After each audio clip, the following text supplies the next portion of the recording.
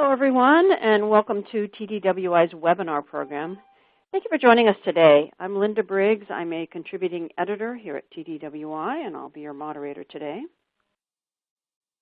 Our program today is Smart Data Discovery and Transparency for complying with CCPA, GDPR, and other privacy regulations. Our sponsor today is Io-Tahoe. And for our speaker, we have a single presentation from David Stoddard with TDWI. So before I turn the stage over to Dave to get us started, just a few background items for the audience. First of all, our webinar today will be about an hour long. At the end of the presentation, Dave's going to throw the stage open to a question and answer period with audience members. So if at any time during the presentation you have a question for him, just type it in there on your console, send it over, and he'll get to as many of those as we can toward the end of the webinar.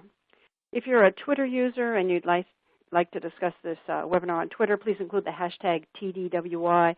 For technical difficulties, there is a help area on your slide window. You can click on that. Finally, for a copy of today's presentation, you can download a PDF immediately. There's a line for that on your console. In addition, as always, we're recording today's webinar, and we'll be sending each of you a link to the archive. I want to encourage you to pass that link on to colleagues as well if there's somebody who couldn't be here today but might enjoy this content. Okay, so once again, our program is Smart Data Discovery and Transparency for complying with CCPA, GDPR, and other privacy regulations. Our speaker today is David Stoddard. Dave is Senior Director of Research for Business Intelligence here at TDWI.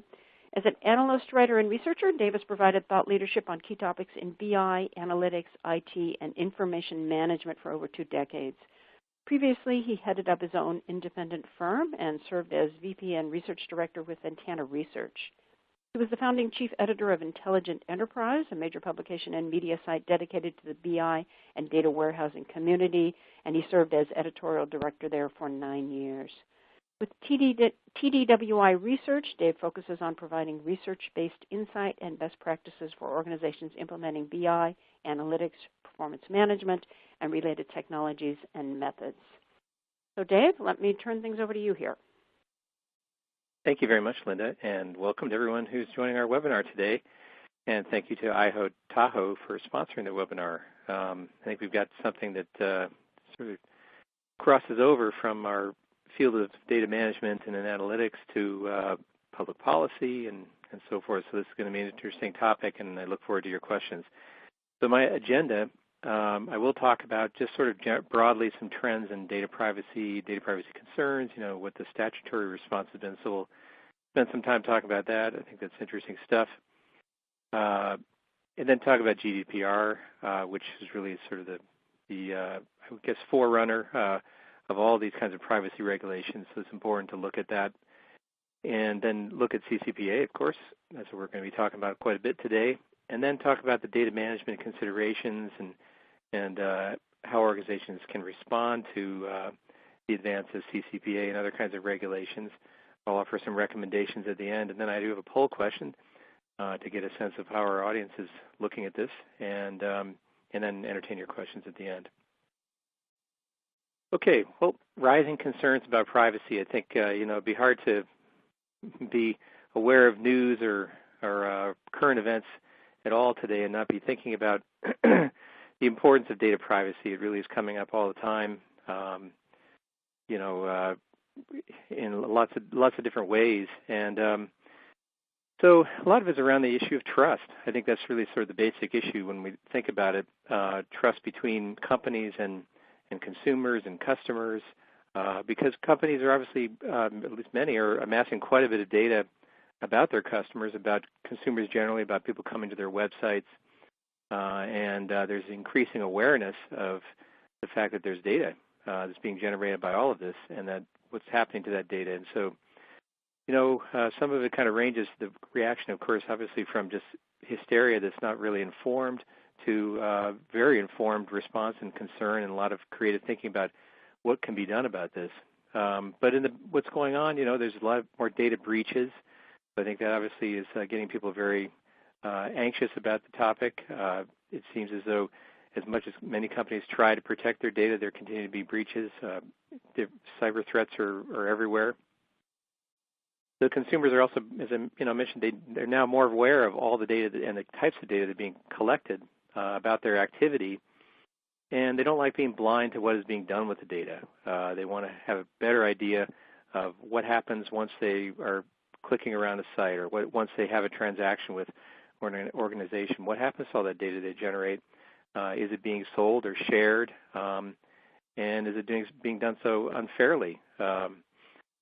There's this fear of the shared data. What happens next? Is it going to be stolen in terms of cyber attacks and so forth? Is it mangled? Could it be inaccurate? I mean, we've all encountered that, certainly, that data that organizations, whether private or public or governmental entities have, it could be inaccurate, and that's can present lots of difficulties going down the road, as many of us have probably experienced.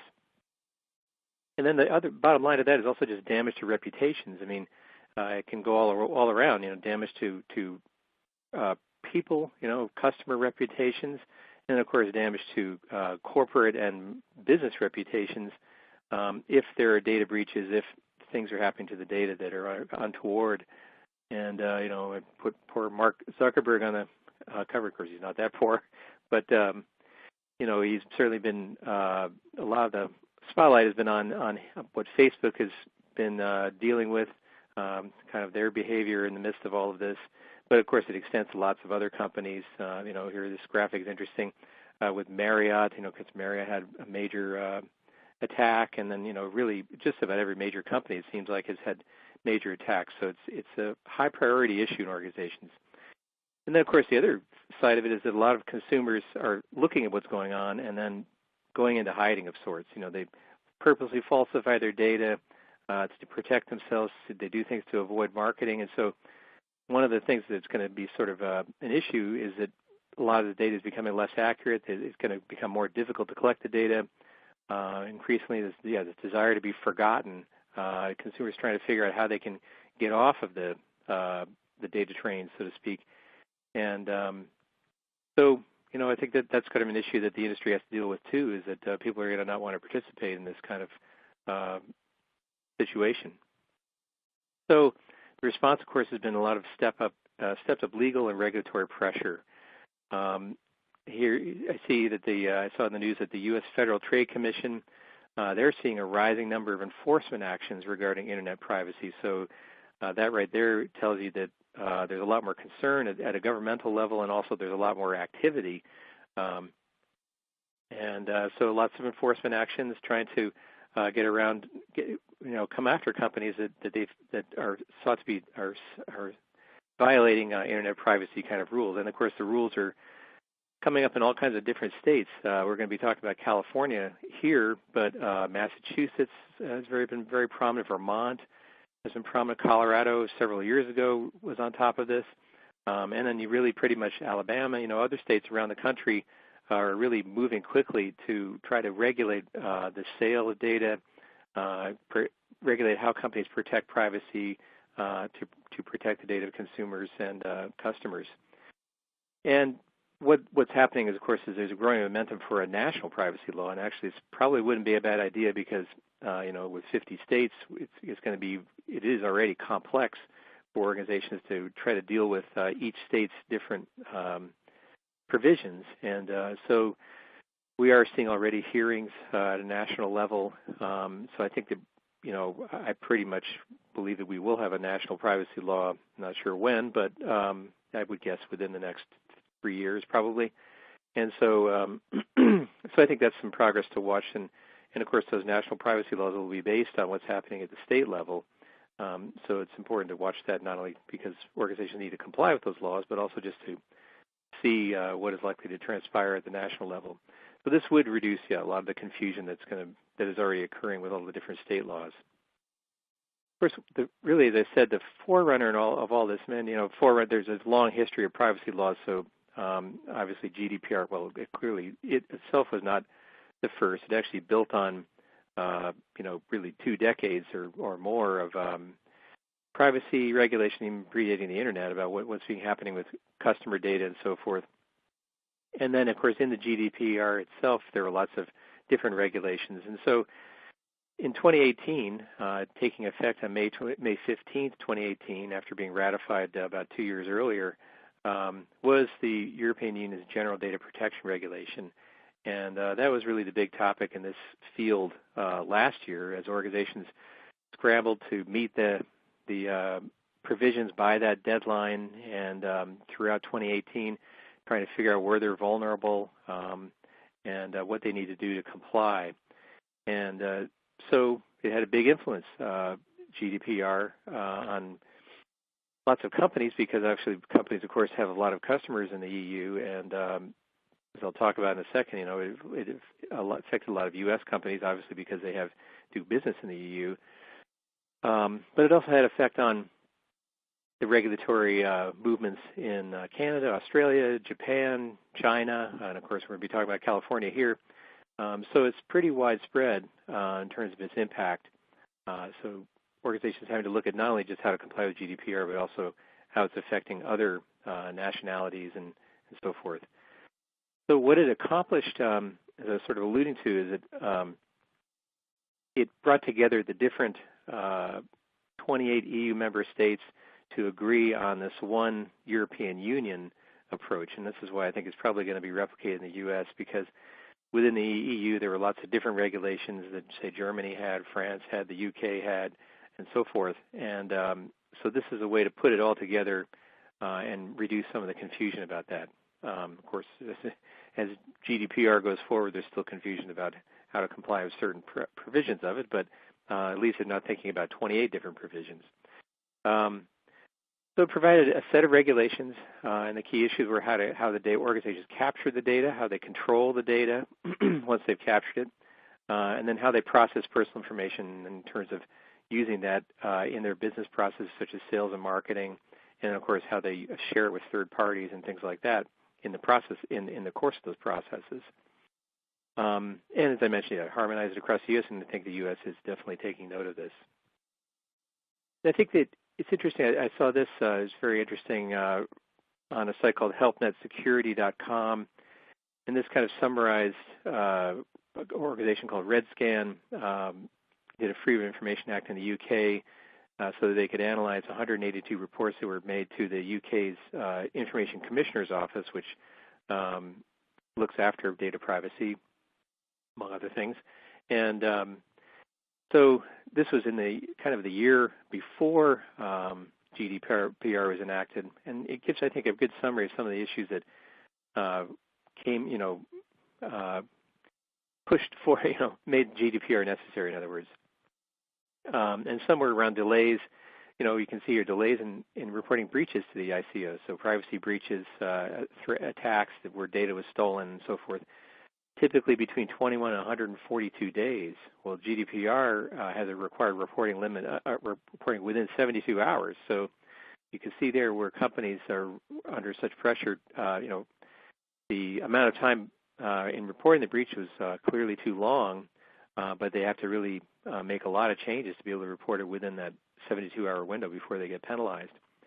Failure to include important information about the impact of the breach and the length of the recovery process. So a lot of details were not known, at least to the ICU for sure, and in many cases organizations didn't know themselves. They were sort of catching up as it went forward, so didn't know what was the impact, what kind of data was affected, how much data.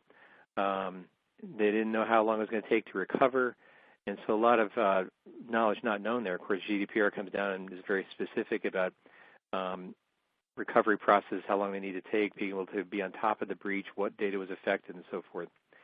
Less than 25% of businesses would be GDPR compliant as of April 2018, so that's a month before it goes into effect. So that's quite astounding in itself, and we saw in our research as well that U.S. companies were even less than that. It was under 20% of U.S. companies were ready for it as of last May. We haven't really seen how they're doing up till now. Hopefully, they're much better off now. Most companies lack the skills, technology, and procedure to detect and handle breaches, and so this is a big issue in organizations. Is they really need to step up the skills, hire professionals, privacy, data protection professionals, It's again becoming difficult because there are not as many out there as organizations need to revamp their technology and procedures so that they're really prepared to detect and handle these breaches quickly, be able to report on them to GDPR organizations or ICO and that kind of organization. And it's difficult, obviously often data breaches are very subtle, purposely, by the hackers and the attackers to make it difficult to detect until the data is stolen. So it can be like finding a needle in a haystack, as it was one person said. And then the other thing that's interesting, I think, just for organizations to think about is that most data breaches happen on a weekend. So obviously looking for where an organization's guard may be down or maybe where they're doing procedures and, they're not paying attention. So focusing the mind. Stiff penalties, the penalties are what get a lot of the attention, and GDPRs are onerous, and we'll see that CCPAs are not small either. So they're fines for not reporting personal data breaches within 72 hours or for concealing it.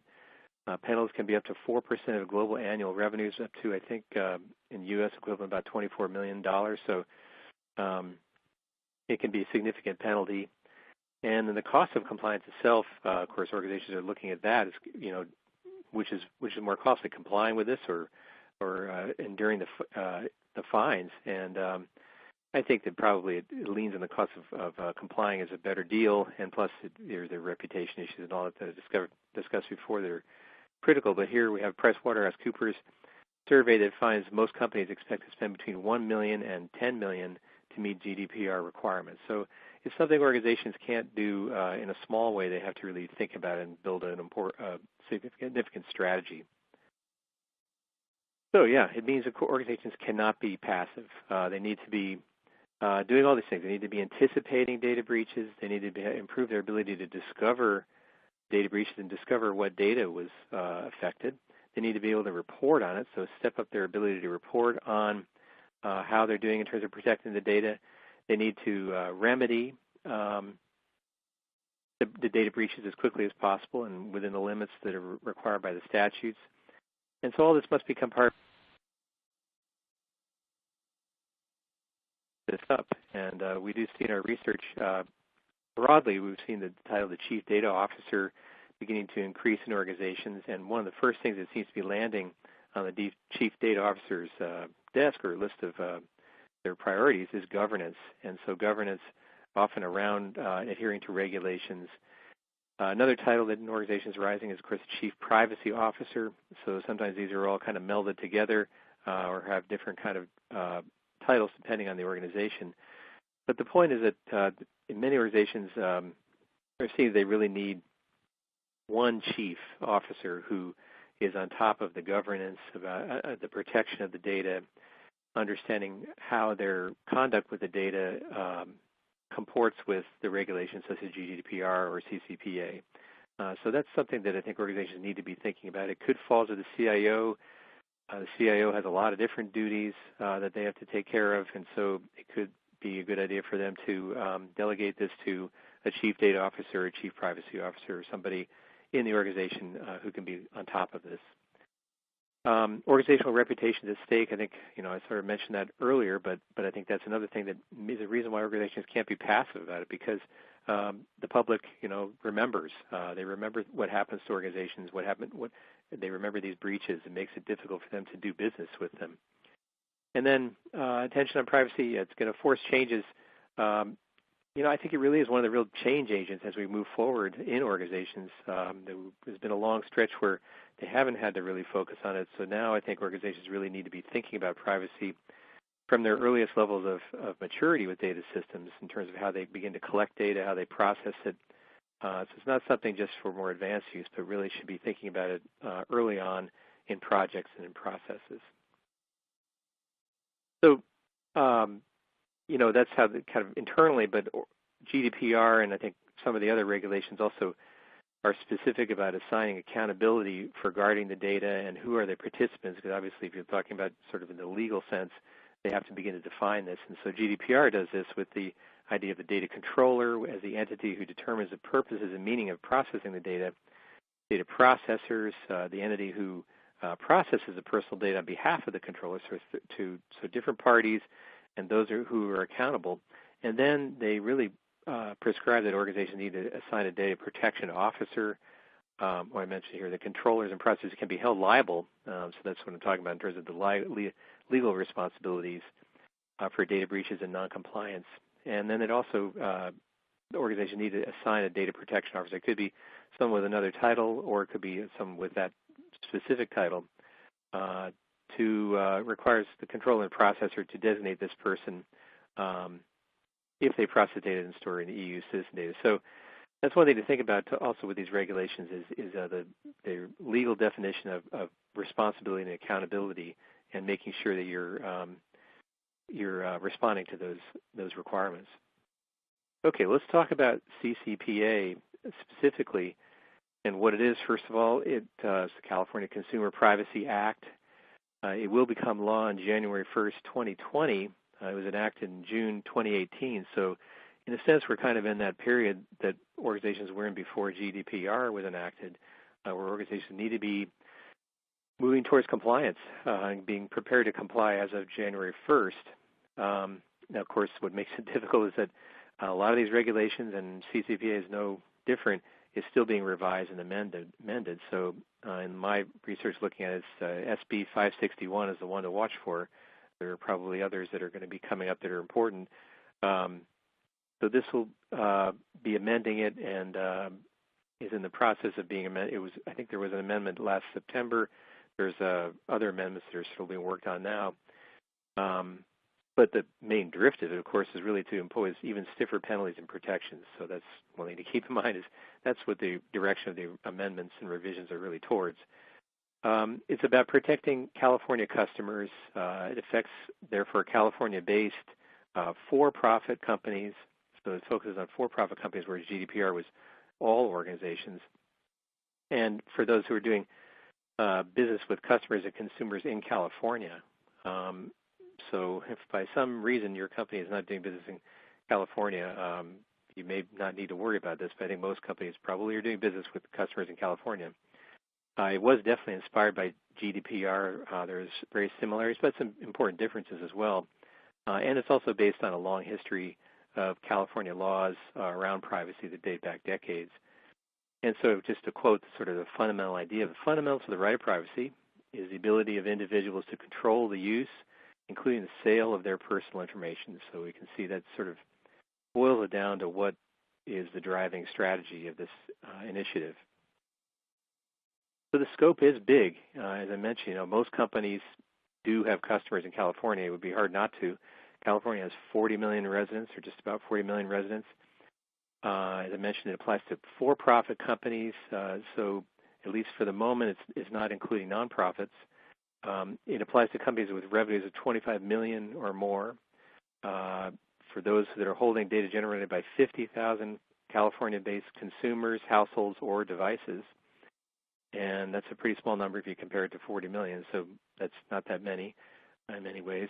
And it also applies to companies that are deriving 50% or more of their annual revenues from selling consumers' personal information, so that's something to assess in organizations. One other important provision in it is it has this 12-month look back. So again, this puts the stress on what organizations right now to be able to account for and report on what's going on with personal information, their PI. So they need to report on the records of PI dating from January 1st, 2019, so the beginning of this year.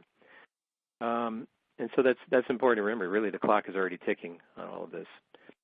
And then, as an example, one that if you think of a restaurant chain, often they don't realize how much data they're collecting and the responsibility for it. So a chain might be collecting data via their point-of-sale systems.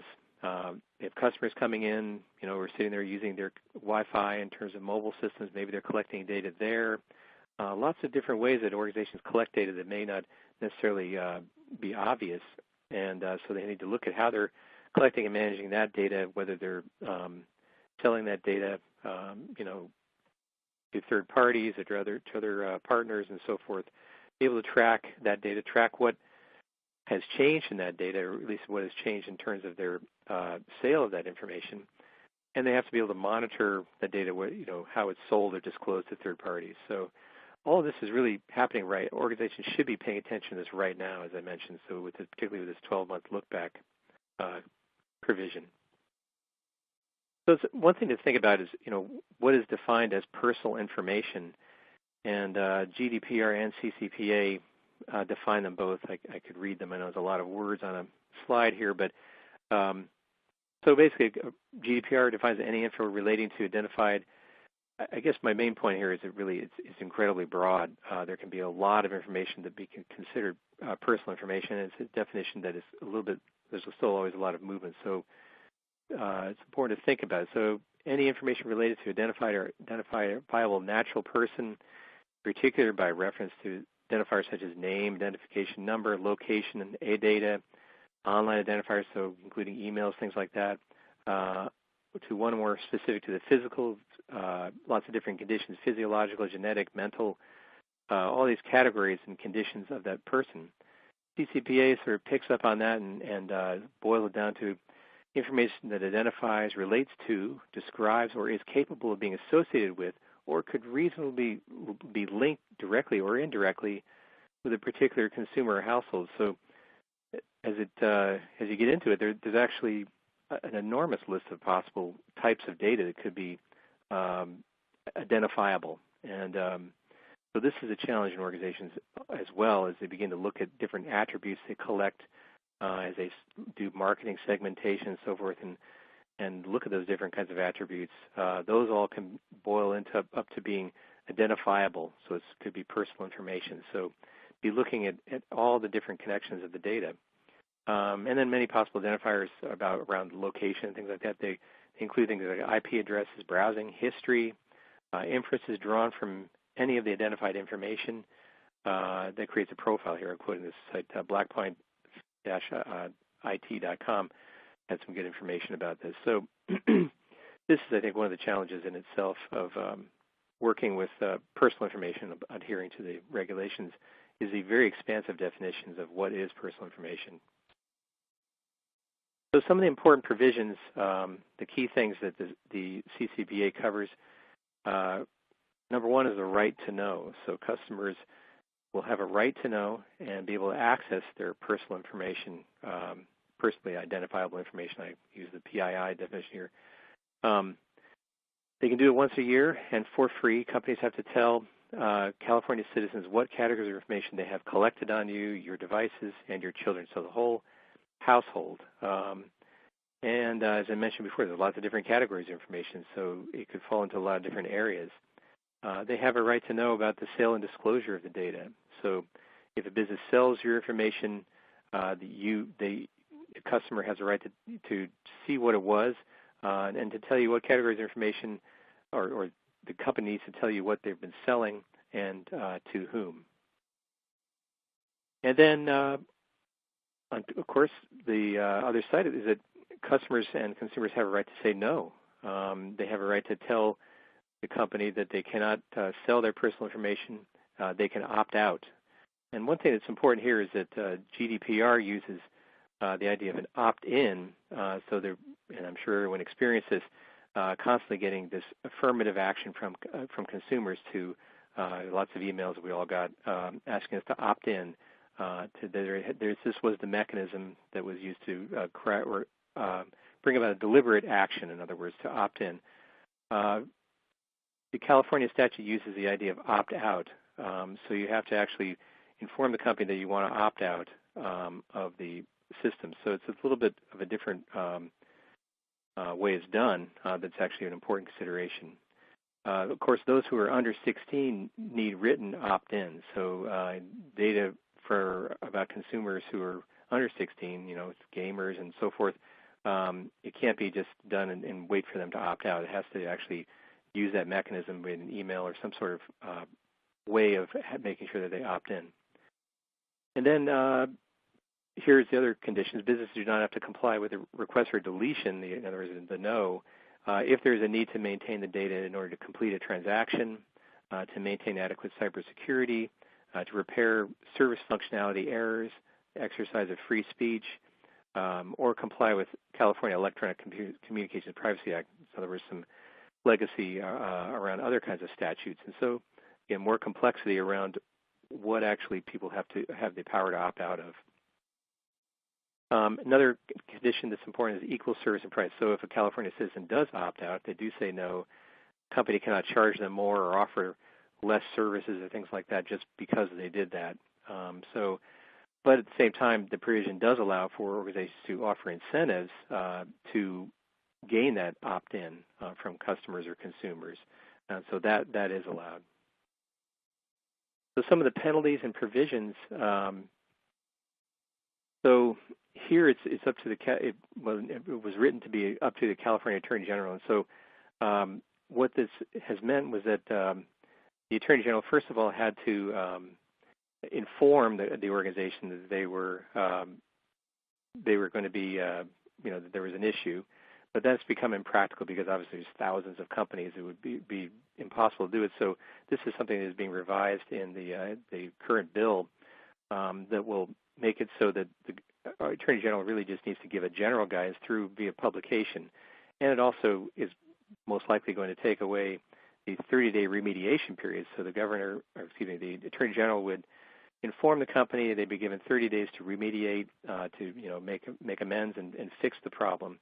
Now it's going to be general guidance via publication, and the Attorney General can enforce without prior warning. So that's something to be keeping in mind too. That even more incentive to be adhering right away. Civil penalties for each violation, up to $7,500 for each infraction. And so if there's 10,000 customers, that can equal 75 million. So that, in other words, it can add up quickly. It's big. And also the other thing is being revised in the latest bill is that it will open up the idea of a private right to action, whereas before there was no provision that a customer, for example, could sue. Now that appears to be moving in a direction where it will allow for a permission to sue for violations and to recover damages. Again, lots of possible penalties. So some of the private or personal information considerations for a CCPA that, in other words, the questions that really need to be answered by organizations as they look at how they manage this data. First question is, what personal information do we have? What is it being collected and stored, and for what is the purpose? I think that's one thing we may see as a trend in organizations. I've seen it some with GDPR is really questioning why an organization is storing certain data. Maybe there's too much liability or too much risk involved in storing it. And so I think whereas organizations have been wanting to collect as much data as they possibly could in the event that they could analyze it or would have a reason for it, the thinking on that may be beginning to change. So what personal information to have and store and for what purposes? And then, of course, is it secure and well-governed? That's, of course, the key question.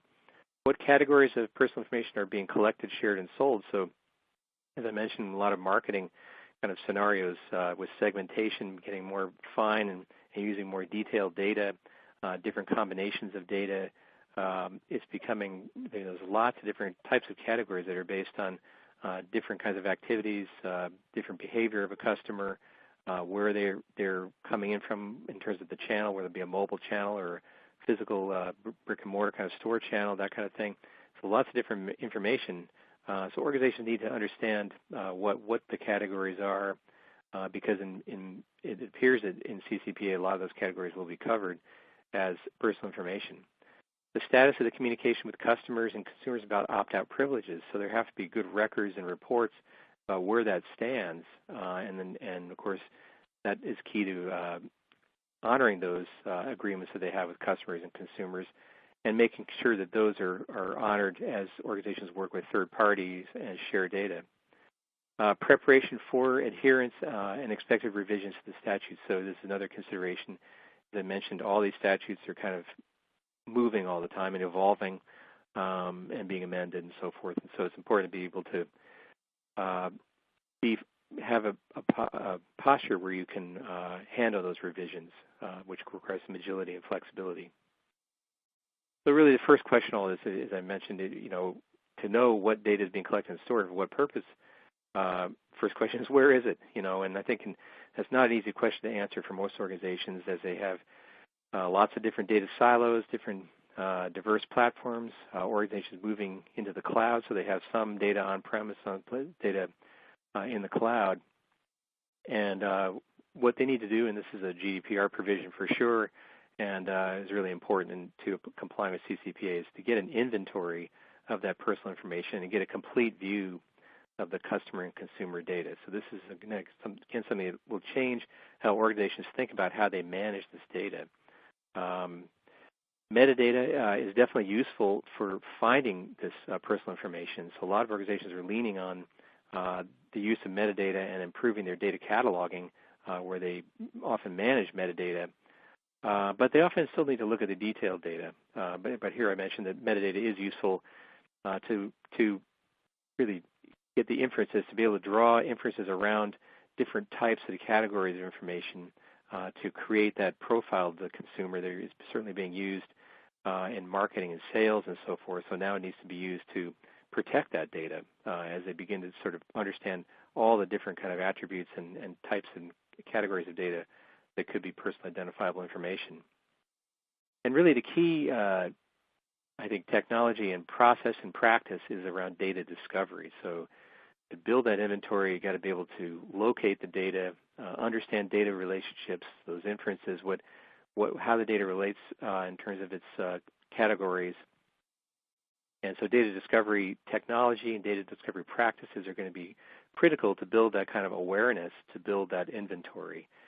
In many organizations, unfortunately, data discovery has been pretty ad hoc. It's usually left up to the departments, or maybe IT is doing it, but for only certain data platforms that they've got. There's a lot of manual work that's done. Sometimes that manual work is even farmed out, so it's not even done in-house to discover this data. And most organizations are discovering this really difficult to scale this up or keep up with the requirements, which are getting more onerous.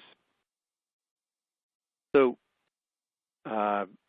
organizations need to discover if there are vulnerabilities, if the data could be, there could be breaches and the data is not being protected carefully. So again, a lot of different platforms, as I mentioned. There's cloud, there's on-premises data warehouses, and also don't forget the data marts, BI and OLAP data marts, and other kinds of specialized data stores that are being set up.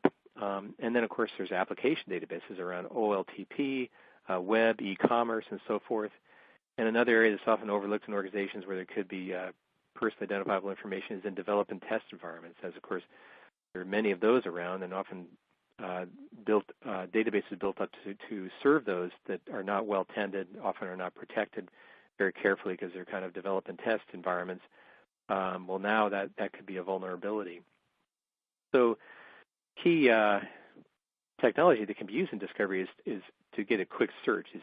Often concept search is useful because you're looking for, again, those connections, those data relationships. So it needs sort of a bigger idea of what this kind of personal information is. So capture those relevant relationships and discover all these different attributes and differences, and then see the differences in how the data has been recorded. Well, I guess my point is here is that often as we discover in data quality procedures and data profiling and so forth, how often the data is recorded differently, maybe about the same person. So concept search and, of course, other kind of data profiling and quality techniques can be very valuable in bringing this kinds of information together and start to see, okay, this is about the same person or same household coming from the same device and that kind of thing. And then also discovery is useful for discovering data ownership, so beginning to understand who is responsible for this data and beginning to work at it from that direction to work with the data owners. Often it could be line of business or subject matter experts who are sourcing this data to begin to work with them to protect the data and make sure they're aware of the regulations. Now, what's happening, of course, in the technology direction is, like with everything else, is AI and machine learning is becoming critical to improving discovery and improving the ability to search for this data and do it quickly and at scale. So we're seeing a lot of solutions in the industry looking at or adopting AI and machine learning technologies for data discovery, for populating data catalogs. A lot of the data cataloging or technologies solutions out there that offer data catalogs are now embedding machine learning, again, for the idea of scale and to be able to find different types of data. And of course, one of the great things about, different types of data into the volume and also streaming data as organizations begin to collect that sort of data. But one of the best things about machine learning is the idea of the unbiased examination. So it can look through, it's just letting the data speak, in other words, and beginning to formulate an understanding of data relationships, of course, other things too, trends and so forth, predictive trends. But here we're really talking about trying to locate the data and build an understanding of the relationships. So using the algorithms and statistical methods and models without the explicit instructions that are necessary, in other words, so that machine learning can be used for examination on the kind of scale and letting the data speak for itself in suspect. And so these technologies are critical to underlying governance. So the privacy, data protection, governance is sort of part of all of that, not necessarily always on top of it. As I mentioned, in organizations, there could be different ways it's structured, but governance rules and policies need to address CCPA and other kinds of regulations so that it's addressing how users in the organization collect data, how they source it, and how they share the data, and what they do in terms of transformation and other kinds of enrichment kind of activities, that they're aware of the policies and that the opt-ins and so forth or opt-outs are followed as the data moves through its life cycle in the organization. Data discovery is critical to learning about and documenting data lineage. And so we certainly at TDW have been talking a lot about the importance of that, to study data lineage so that data can be well governed, also data lineage so that organizations can track back analytics to understand where the data came from, what was done with it, to interpret analytics better. Well, here we see it for applying to regulatory adherence. So GDPR has this idea of the right to an explanation from analytics, basically so that the consumer can understand why they may have been denied a loan or something like that. Organizations need to be able to explain that to the consumer, explain the analytics that went behind it. So, there you can see sort of the regulatory pressure to establish data lineage. But even here, data lineage can be very useful to understand sourcing of the data, how the different pieces of data were combined, so that, again, the privacy issues can be monitored. And then governance and auditing over time. Again, this is not a static situation.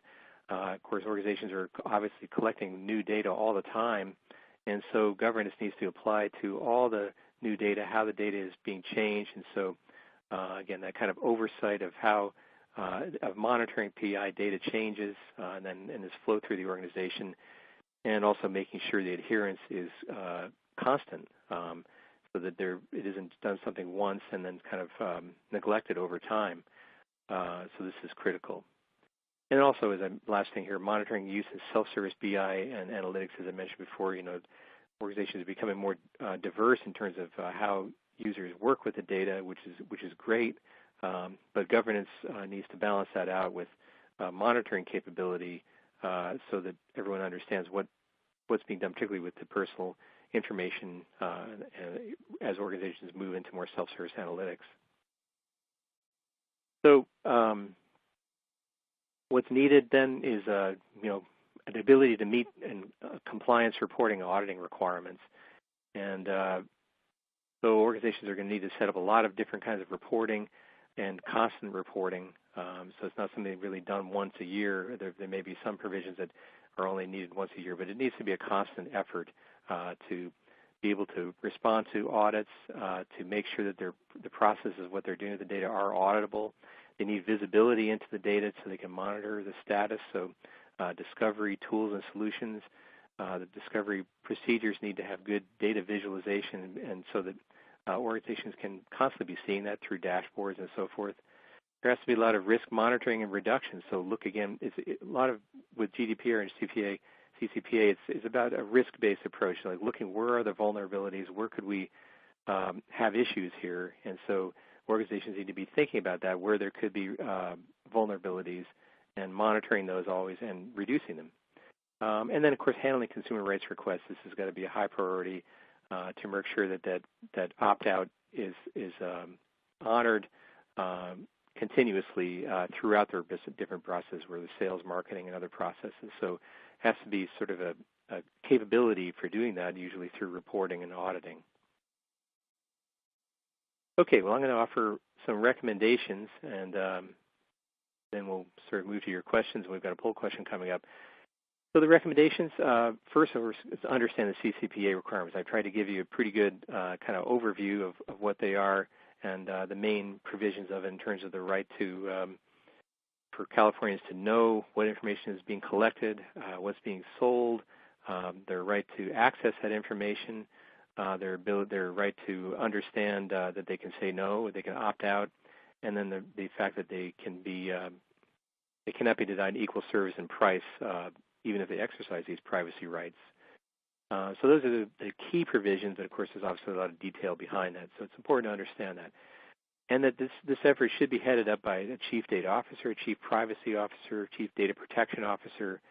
I would say we would advise at TWIs to put that, centralize that authority and that responsibility in the organization. And of course, as I mentioned before, GDPR and some of the others have specific kind of areas of responsibility from a legal sense, so make sure that those are addressed as well. Align governance policies with the statutes, so make sure that this is all happening with an understanding from the governance committees or the whatever the organization does in terms of handling governance, and look for overlaps because obviously there's GDPR, but there's also HIPAA and other kinds of industry regulations that are about privacy and protecting personal identifiable information. So look for where the overlaps are to avoid redundancy and make it a more streamlined effort. Take this risk-based approach, which basically means find and mitigate the data vulnerabilities. So don't be passive about it. As I mentioned, organizations need to step up and take an active posture in this and look for where there could be vulnerabilities. Establish how you will deal with requests. So there are going to be a lot of them in terms of California's, the CCPA request to say no, opt out. So there's going to be this kind of interaction with customers and consumers that needs to be easily dealt with in organizations and honored as time goes by. So honor the CCPA principles in business processes. So these, again, the right to know, the right to notification, to say no and to opt out, and then the non-discrimination. So with data discovery, definitely improving data discovery. I think this has got to be a priority. In many cases, it is a priority in organizations as they're doing business intelligence and analytics. Data discovery is important, but now we're talking about really data discovery as part of data management and as part of knowing about the data and being able to monitor and govern it properly. And so now there's regulatory pressure to make sure that this sort of data discovery is effective in organizations. Definitely want to evaluate the newer technologies that are using AI and particularly machine learning. They're AI and machine learning driven technologies that can scale to the data volume, can handle the kind of data complexity in terms of particularly all the different categories that are part of the PI picture, and be able to locate and manage this data and look at all the different kinds of sources in terms of indexes and so forth that could be valuable for finding this data and metadata. Plan for ongoing discovery throughout data life cycles. So this is not a one and done. This is something that's got to be monitored throughout the life cycle in organizations. Improve data cataloging. So data discovery is important, but also data cataloging can be very valuable in terms of collecting the metadata. And as we've seen, there's lots of good tools out there that are using AI and machine learning to improve the generation of that data catalog to gather the metadata. Well, a lot of this, of course, used to be manual and kind of done in an ad hoc way. The AI machine learning can help organizations scale up and do it in more consistent fashion. And then, of course, using search effectively to discover and document data similarities and relationships is valuable. And then finally, be prepared for change. So if we did this webinar in a year from now, of course, that'd be very interesting because CCPA would be in effect, and we could see how organizations are doing with that. Years go by quickly, and so there's still regulations and statutes that are evolving as they're being amended. As I mentioned, that one that we'll probably see an amendment at some point this year.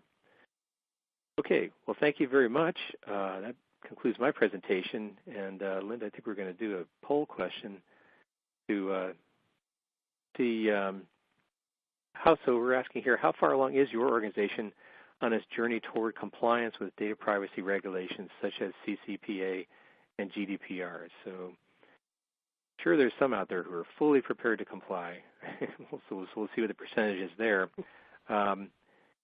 Second category, we have a plan and can locate most personal information, but we need better technology skills and practices to complete our compliance. So we're seeing that often, that organizations feel like they can find it, but they can't.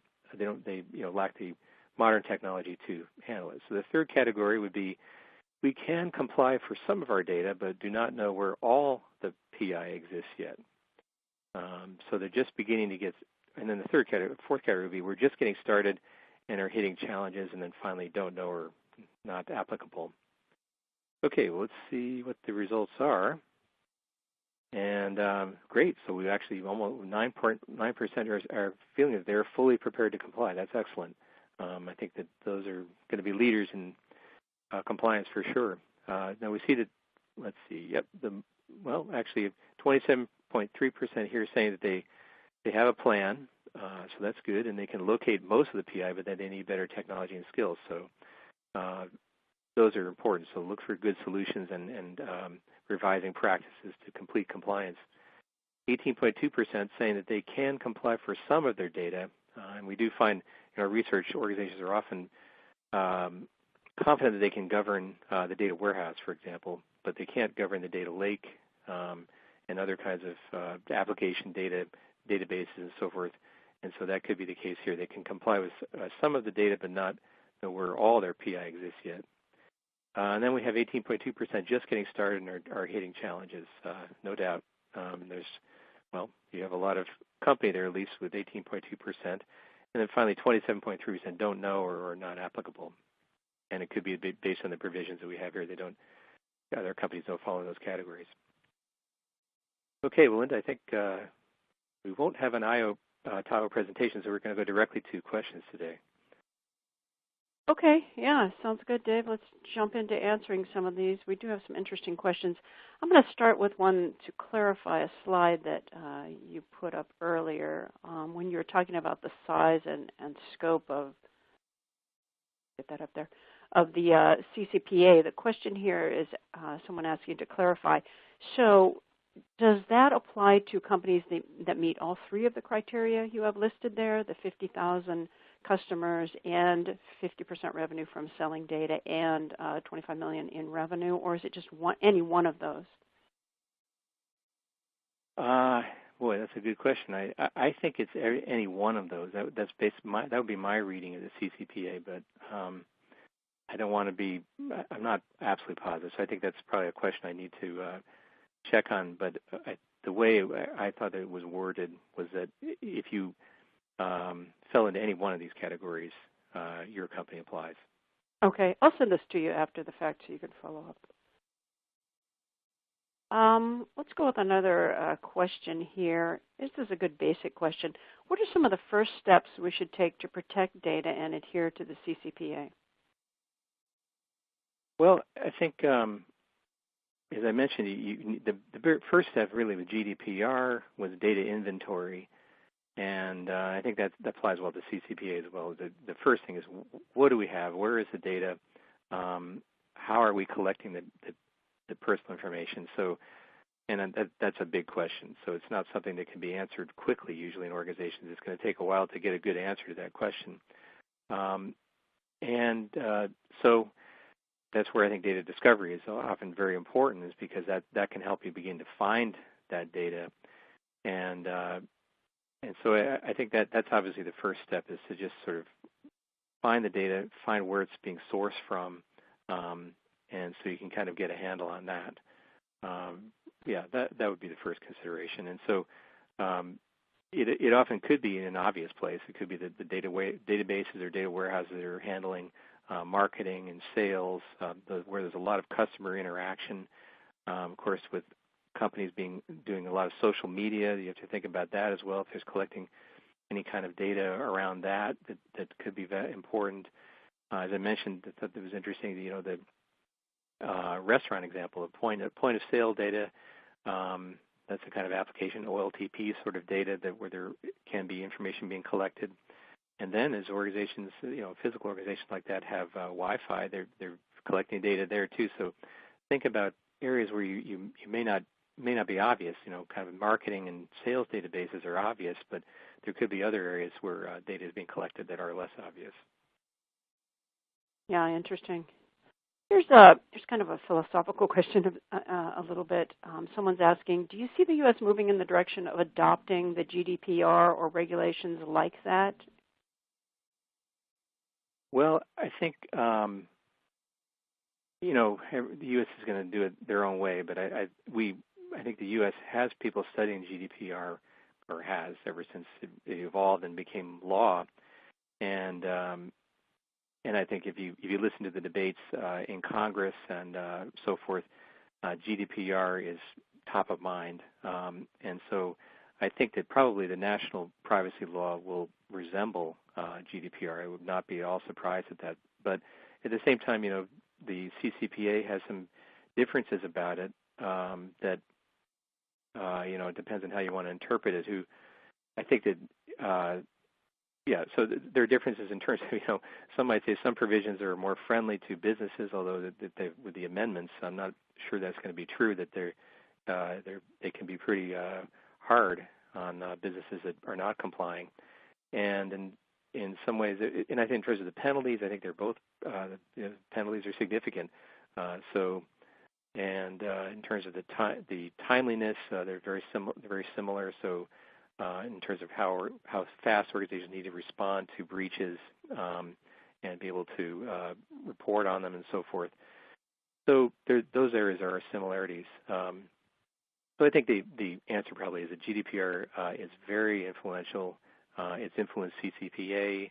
CCPA does have some differences, and of course there are other states, Massachusetts and so forth, that are kind of more about the data brokers, kind of trying to regulate kind of that marketplace about data more than they are about privacy protection. So I'm sure all this is going to get thrown into consideration for a national privacy law. I would guess in the end that it will probably resemble a GDPR, though. Yeah, I'm wondering as well if the CCPA, California, may have quite an effect on the rest of the country. It certainly will. I mean, as I had the slide earlier about the size and scope, I mean, California and the California economy is enormous, and so it certainly will affect, I think, the rest of the country. Right. Heading in another direction, here's an interesting question. We're having difficulty tracking customer data because we have multiple sales and marketing channels. Would you suggest that we centralize this data in a data warehouse for governance? Well, I think that is definitely an option. And we've seen organizations actually, we asked that in some of our research earlier, as I mentioned, that organizations are more confident in their ability to govern the data warehouse. So that might make some sense to centralize personal information. Now, that's easier said than done. As I mentioned before, there's personal information everywhere. And so you're talking about probably more like a data lake that could take lots of different kinds of information and put it in the same place, and then find a way to have sort of perimeter, data security to guard its use, and then the ability to protect that data as it's flowing and as it's into the system as a consideration. Then, of course, what happens to the data then in terms of transformations and what people do with the data. So it's more complicated than just thinking about centralizing the data. But I think that could be an option depending on what the organization's platforms are now, where they're headed with those in terms of maybe moving into the cloud, in terms of like a big cloud data lake, that kind of thing. I don't know if I'm giving you a very clear answer. I think it's easier said than done. It could be the organization will look at this and realize that it's not possible, and they're going to need to use discovery technology, use the kind of AI machine learning driven discovery capabilities to find that data and monitor it where it lies rather than centralize it. They may centralize as much as they can, but understanding that there's always going to be data in diverse systems, because that's just the way it is. Right, right. All right. On that note, Dave, we're just about at the top of the hour, so thank you again. That was Dave Stoddard with TDWI. Again, thank you to Io-Tahoe for sponsoring today's webinar. We very much appreciate that. I want to remind everyone that we did record it, and we'll be sending each of you an email with a link to the archived version of the presentation. And please feel free to pass that along to colleagues who may not have been able to make it today. I'm going to pass questions that we didn't get to on to Dave so he can follow up with you afterward if he has a chance. And finally, I want to remind everyone that TDWI offers a wealth of information, including the latest research, reports, webinars, and information on business intelligence, data warehousing, and a host of related topics. I encourage all of you to tap into that expertise. It's at tdwi.org. And on that note, from all of us here at TDWI, thank you very much for attending. This concludes today's event.